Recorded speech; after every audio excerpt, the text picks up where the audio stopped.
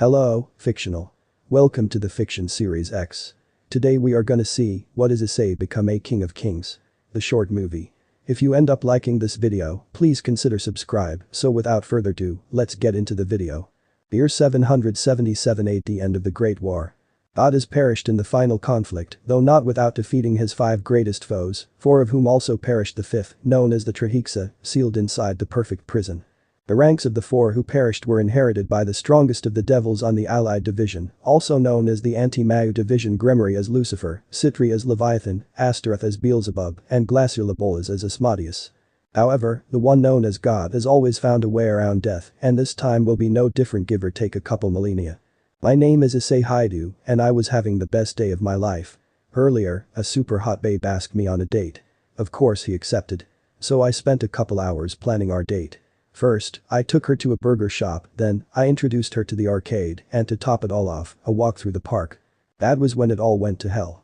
Actually, purgatory is more accurate. Uma Mano, that's the girl's name, looked at me with an adorable expression and asked me, "Ice-kun, would you do anything for me?" It seemed innocent enough, so I said yes. She followed up with a much weirder question: "Would you die for me?"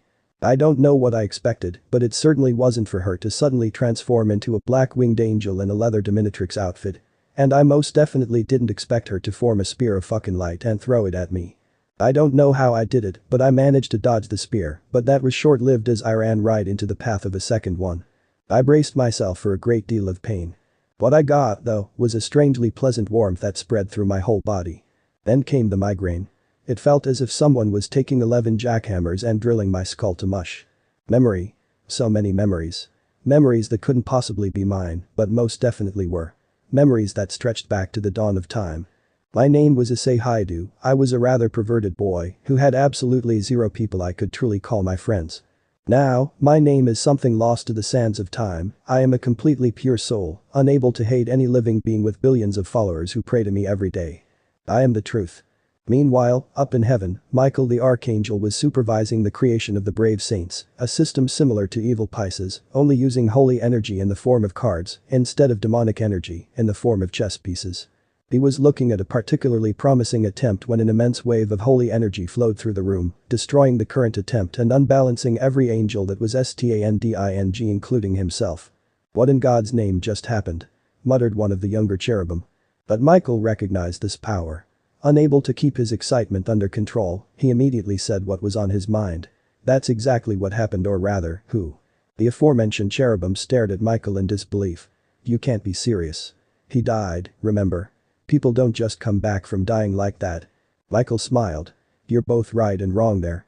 Normal people don't come back from the dead, but God never truly dies. After all, he is the only truth in this world." In an apartment complex rather near to the park that the incident was happening, Azazel was attempting to defeat a computer-controlled opponent in his newest video game, Super Smash Bros. He was distracted, however, when an incredible wave of holy energy crashed over him, breaking his concentration long enough to lose the fight. "It can't be, he's back." Azazel then noticed the victory screen. "What? No. My perfect record." In the vast reaches of hell, Surzich's Lucifer was curled up in the lowest corner of his basement. "Please don't hurt me, please don't hurt me, please don't hurt me, please don't hurt me." Rainer was not having a good day. First, she made the mistake of revealing herself to the boy Azazel assigned her to watch. She tried to fix that by asking him out so she could erase his memory. Then she was approached by Kakabiel, who ordered her to kill the boy or face death. Next, when she had reached the end of the date, she decided to follow Kakabiel's orders and attempted to kill him. Only he didn't die. There was no blood, no scream of pain, no death, only a bright light that quickly receded to reveal that the boy was, in fact, a holy being. And not only that, but a god. No, not a god, but God. She really fucked up. "Actually, Rainer, I'd say you did me a favor."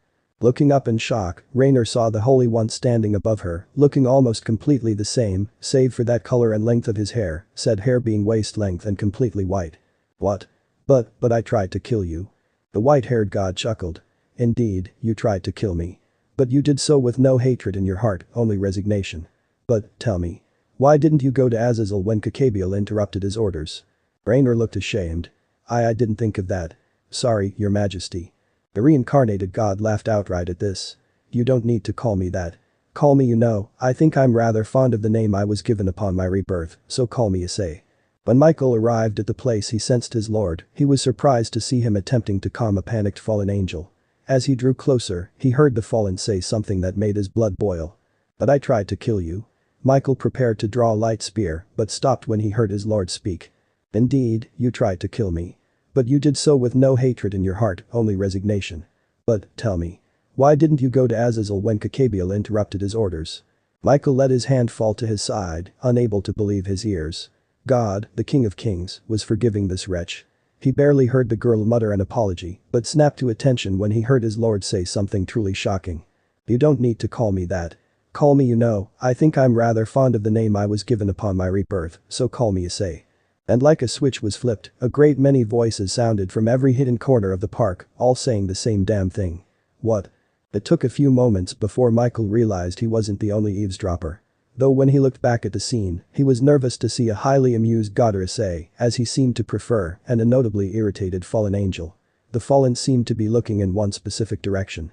Michael turned his head to face whatever she was looking at, only to palm his face at the sight of a very poorly hidden Azazel. "Hi Mikey." "Ah." Michael turned back to see a smirking Issei 2 feet away, arms crossed. Michael desperately fought to regain his breath. "Wow. I know I haven't done that in a while, but you really should have trained your awareness while I was gone." Finally managing to catch his breath, Michael stood straight and prepared to give a report on what happened during God's absence, but Issei held up a hand to stop him. "I know what you're going to say. I haven't been completely out of the loop while I was waiting for a new body, you know. The Grim Reaper kept me updated on things in the living world. Nice guy, though he could seriously use a girlfriend. The FFFT. Michael whirled around to see his longtime ACQUAINTANC irried. Pain in the ass, Surzich's Lucifer. "Wow, big man, I almost forgot that you had such a great sense of humor." Issei turned his head towards the red-haired devil and smirked even more. "Zaki. Good to see you again. How's your sister?" The current Lucifer spluttered for a moment. "How do you never mind? Wait, hey. I thought I told you to stop calling me that." Issei shrugged. "Would you rather I call you Zexi? Because I can do that." Surzich's flushed red, and while he tried to ignore the giggling coming from a nearby bush that sounded suspiciously like his adorable sister, he muttered, "Zaki's fine, just wonderful. As long as he doesn't call me that, I'm fine." "Thought so? Well, I'm going back to the house I'm currently staying at, see if I can convince the couple that reincarnated me that I really am who I am." Ta-ta. And just as easily as he was there, he was gone again. In the Hayato household, Guy and Mary Haidu were sitting at the dinner table, waiting for their son to return home. So imagine their shock when he just teleported into the dining room, looking very much different. "Hi." The couple stared blankly at their son who was quite literally glowing. "Hi, why are you wearing a wig?" replied Guy. Mary looked at her husband in confusion. "Are you seriously going to ignore that he just teleported in here?" "Yeah, are you going to ignore that? This hair's real, by the way." "Bullshit. You didn't have that hair this morning."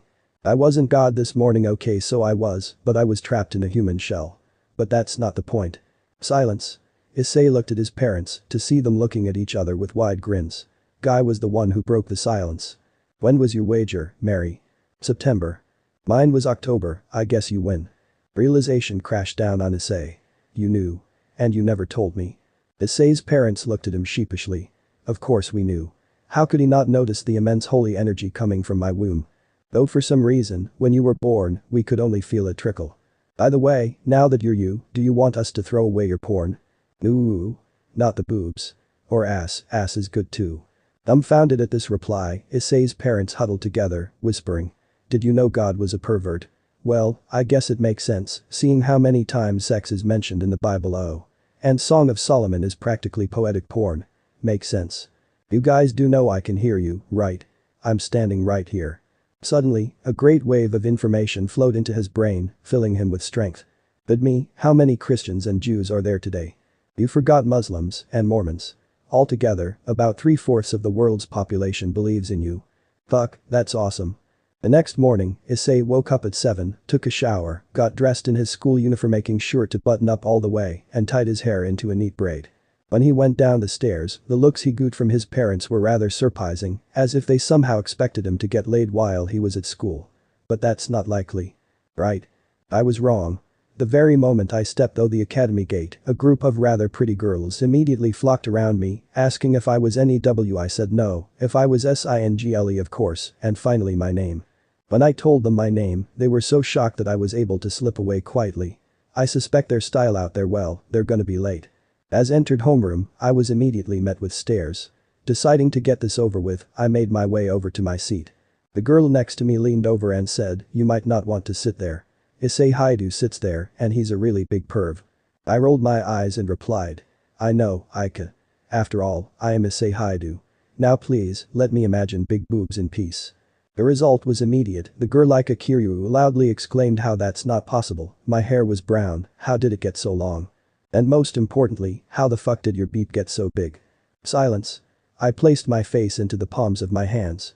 "Aika, as much as I want chicks to know how big I am, believe me, I really want that. Did you really have to shout that at the top of your lungs just when class is about to start? And as for your questions, I woke up like this. Not a lie, but not the complete truth. No fair. Issei, you traitor." And that would be Mitsuda and Motohama. They ran into class and immediately spotted me. They ran up to me, probably to excommunicate me for joining the pretty boys, so I looked them in the eyes and sent them to their desks, not willing to deal with them anytime soon. Class went by rather fast, and soon it was lunchtime. I was hoping to sneak away to hide in the trees near the kendo club, but was immediately confronted by the she-perv herself, Aika. "I'm not satisfied with your answer. How did this happen? What did you do?" I sighed. Of course she wouldn't believe me. She probably has a sacred gear, a strong one. But which one? Deciding to just bite the bullet and tell her, I told her to follow me. She did so hesitantly. Feeling a bit mischievous, I led her to the clearing behind the female baths. I pointed at the fence. "Tell me. Who do I normally peek at around here?" "The kendo club." "Why?" Now she's looking annoyed. "Because they have big breasts." "Where are you going with this?" "Look down at your chest." "Why?" I smirked. "Doesn't it feel heavy, Aika?" Now she's mad. "What are you talking about, the hell? My boobs are huge. Bigger than Ria's and Akeno." I shook my head. "Not really. More like your equal." "Yeah, okay, now how did you do that?" "Yesterday I was asked on a date by a girl I don't know, don't laugh, it's true, and at the end of the date, she attempted to kill me." "Figures. Nobody would really want to date you." "But the spear made of light." "What?" "Yeah. Well, when the spear hit me, I didn't die, but instead returned to my true form." She snorted. "Let me guess, the Shinto god of boobs." "Not quite, but close. Think more Christian." Aika blinked. "The devil." "God." "TFFFFT. Okay, you almost had me there." "You? God. As if God would be perverted." "Actually, there's biblical proof. Why do you think the Bible mentions sex so much? And what about that porn poetry book in the Bible?" Aika was floored. Okay, I guess. So if you're God, then what about the devil?" "Which one?" "What?" I smiled. "There are over 1,000,000 devils in all." "So which one?" "So you're saying, I have this weirdo ancient tool inside my soul of all things, and you're gonna help me awaken it?" "Right. Pretty much." Aika palmed her face. "Look, I get that you want to help me, but do we have to do this while listening to Elton John?" I smirked. Yes we do. I really like Rocketman." "So alright. Fine. Let's get it over with." I grinned. "Okay, think of the strongest thing you can imagine and focus on bringing it out." That's it. That's it. Okay, here I go." I don't know how much I was expecting, but it wasn't for it to appear almost immediately, and certainly not for it to be the boosted gear Longinus.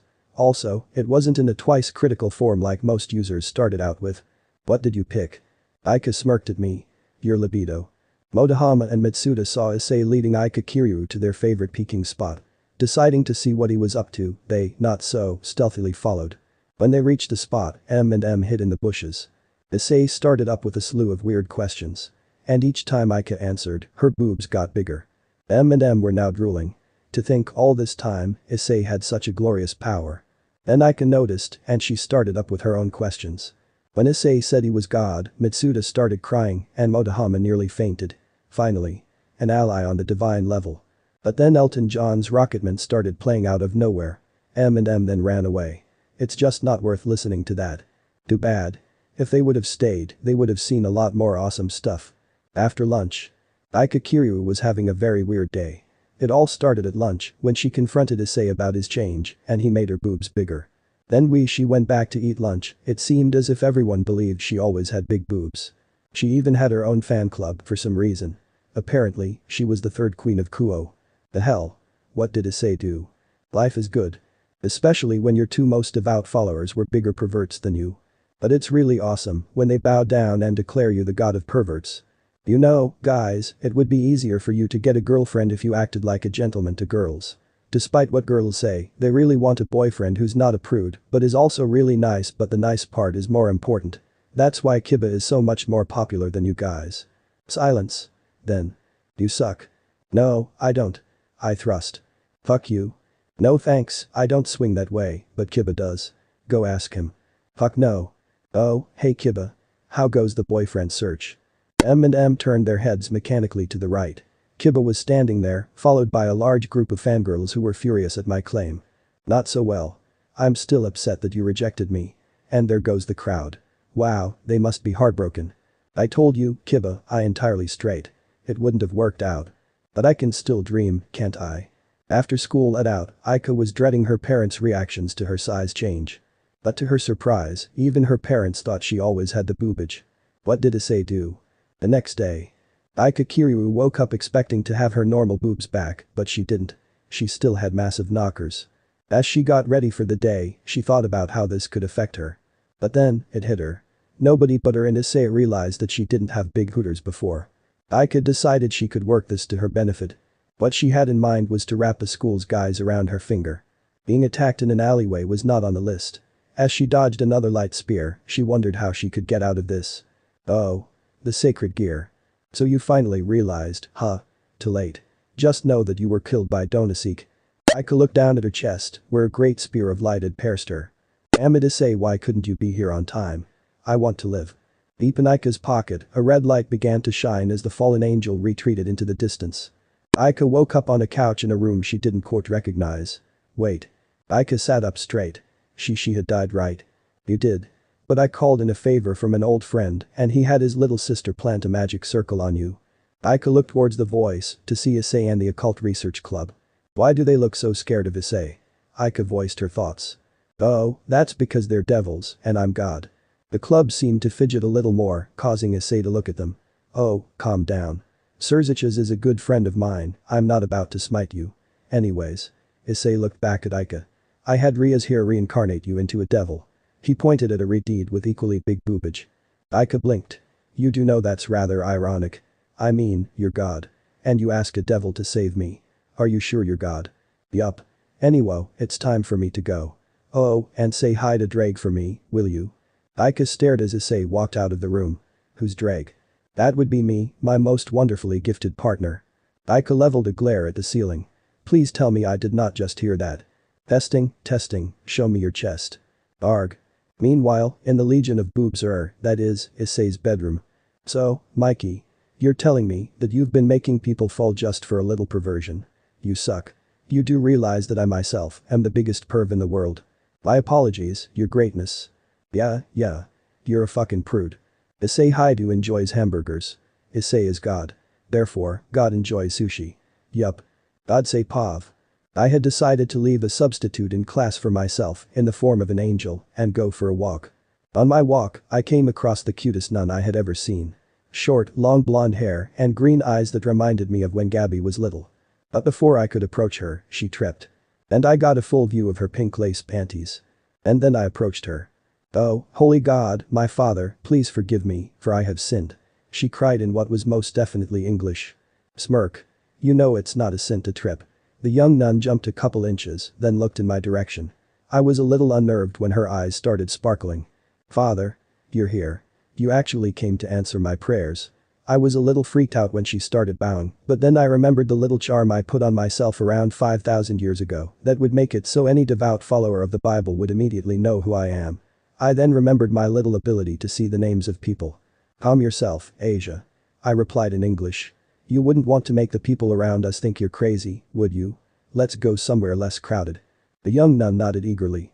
So you've been banished from the church, my church, just because you could heal more than just humans and angels? I asked incredulously. Asia nodded sadly. Yes, but didn't you know that? I flinched. Asia, I'm going to let you in on a little secret. In 777 AD, at the end of the Great War between heaven, hell and the Grigori, I died. Asia blinked. Died. But you're here. And you can't have died, you're God. I sighed and silently thanked myself for putting up an ignorance barrier around our table. Asia, I am not invincible, nor indestructible.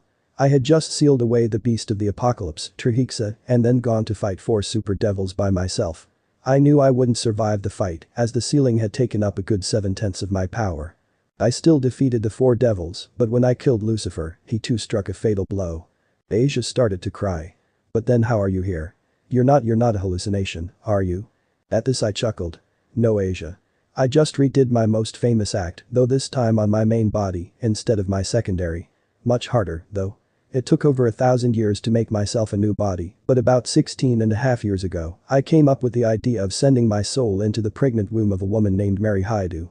As you can see, it worked, and my soul has fully merged with that of Issei Haidu. I am God, and I am Issei. And I am most definitely enjoying my springtime of youth. Asia blinked. So, you didn't approve of my excommunication? Nope. I would have made you a true holy maiden, sorta like Mary, but not. Really. I'm so glad I sent someone else to tell her that she was chosen to carry my second body in her womb, otherwise I think she would have taken it way too far. Really? She exclaimed. Does that mean? No. No, you wouldn't be carrying my child. Mary never did that anyways. It was just another body for me. Oh okay. And that is how I gained a stalker, I mean. Help her. Yeah. Ika Kiryu hates fanboys. It's official. After the first attempt to manipulate one, she had given up. So she attempted to ignore them. That made it worse. Then she attempted to run them away by beating them up when they bothered her, and they liked it. Why can't I have normal fans like you or Keno? Why do my fans have to be so weird? She complained to her new best friend, Riaz. You do have normal fans, you just have more weirdos than the rest of us. Riaz replied while she poured a cup of tea. I can teach you how to deal with them, if you like. And if that doesn't work, I guess you can always ask Issei for help. Ika snorted. I think I'll take your advice. What do you suggest? Well, I use my devil powers to implant suggestion in their minds, it helps keep them in line. Ika blinked. You mean I could just brainwash them? Pretty much. Though try to keep it to just how they act around you, don't want to arouse too much suspicion. Ika started to grin evilly. Yeah, okay hey. Meanwhile, at the Legion of Boobs Issei's room. Issei giggled pervertedly as he peered into his crystal balls. Oh, yes, shake that tushy Riaz, you too Ika, I'm hopeless. Meanwhile, in the next room over, Asia lies curled up on her bed, crying to herself. Why can't he make my boobs bigger? I can. Ika blinked. What the hell is a stray devil? Riaz sighed. A stray devil is. Issei whistled at the monstrosity before him. Damn, you're hideous. Said monstrosity howled. How dare you? I am beautiful. I am also invincible. When the monstrosity decided to suddenly shoot lasers out of its boobs, Issei was so mad he just smites the hideous thing out of existence. Whoa. Said Kiba. Remind me to never piss you off. Issei is not amused by Fried Selzen. Oh, I spy with my little eye, a shitty devil who stole the nun I was going to violate. Issei is now pissed off by Fried Selzen. Hey. Shitty devil.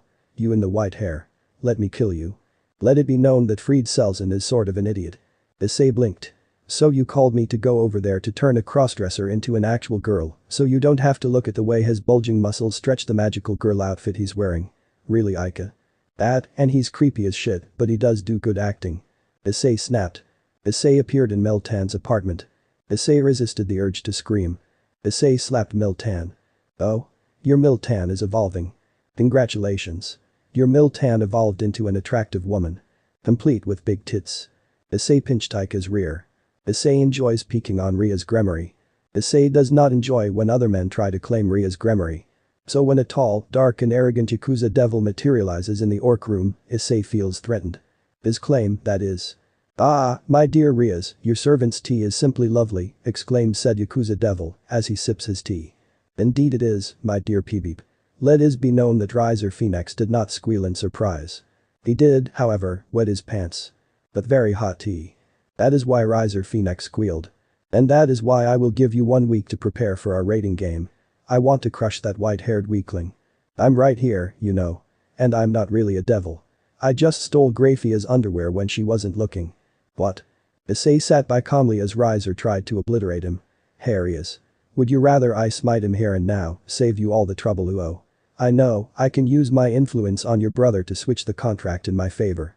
How dare why Riser was unceremoniously cut off by a flying waistband. Riaz took a moment to ponder.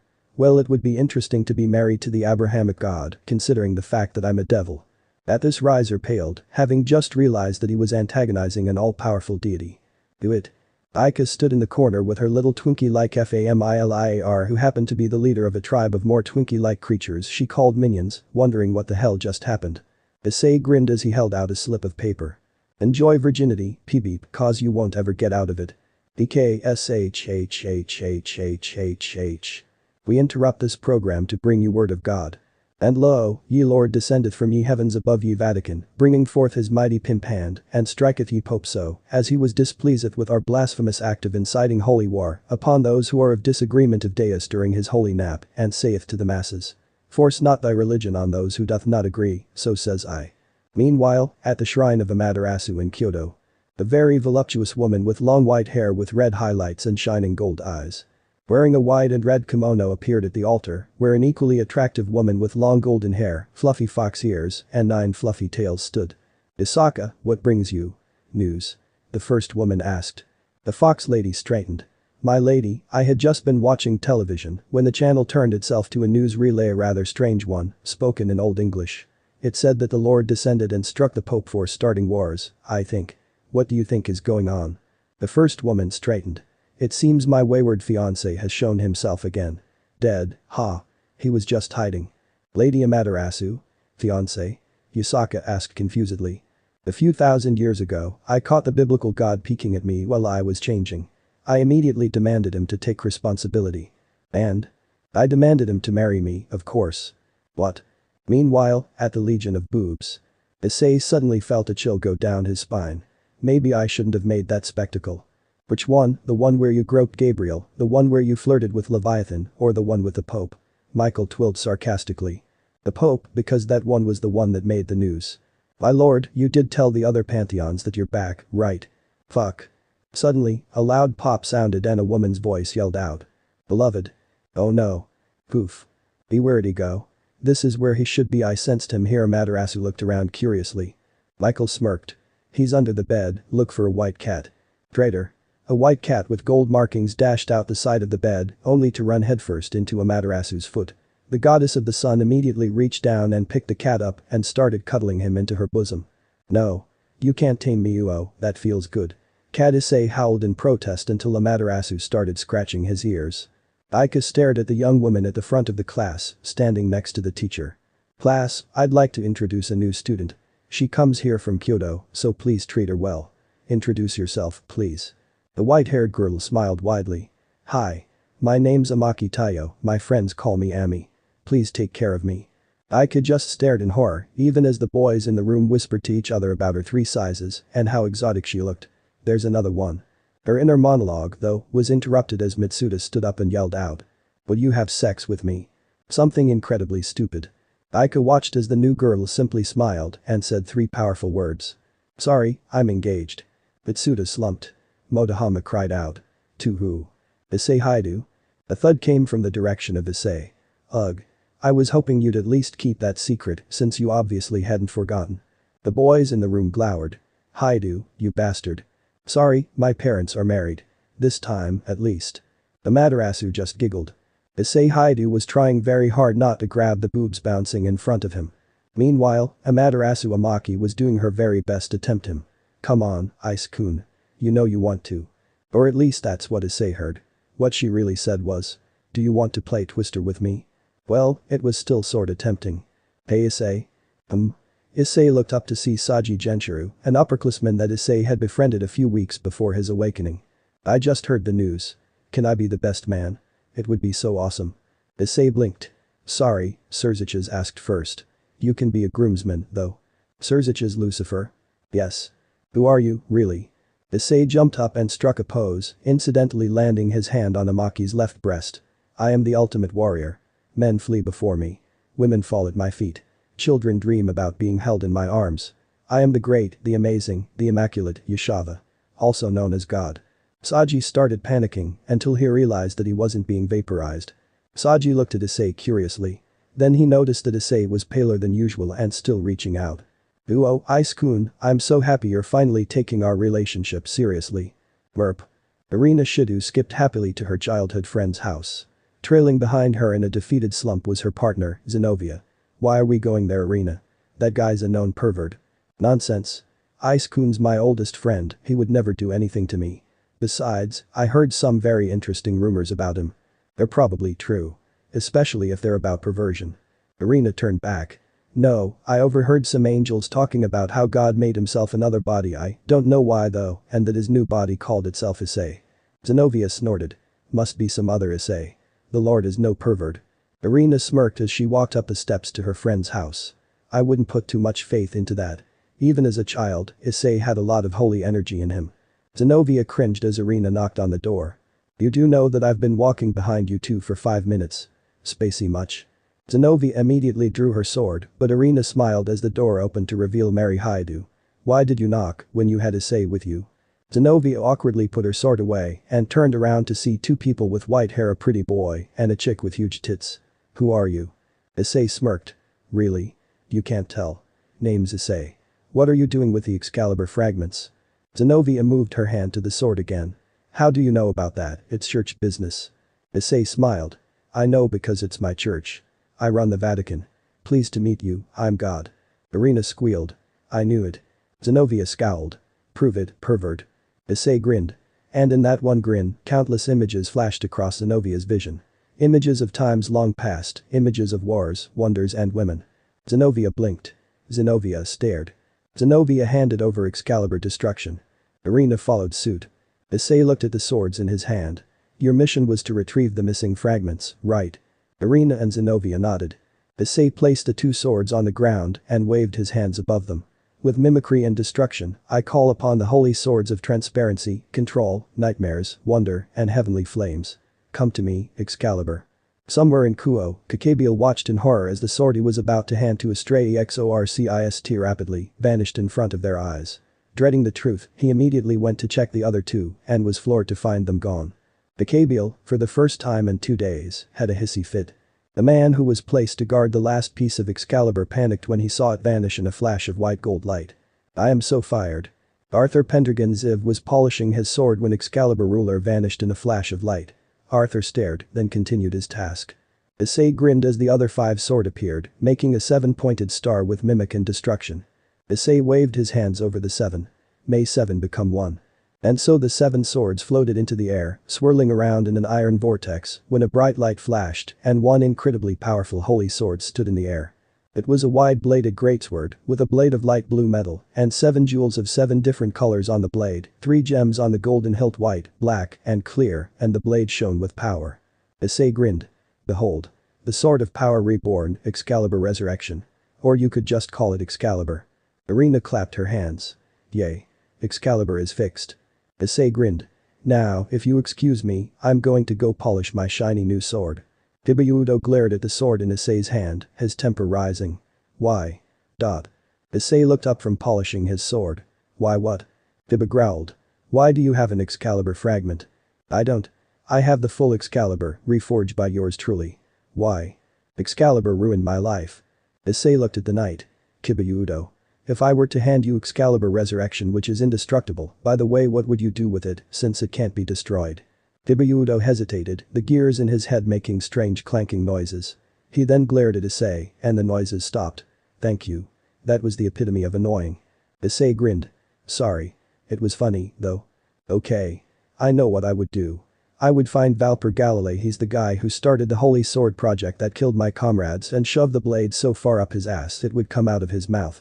Issei cringed. Okay, Excalibur is not going up some guy's ass.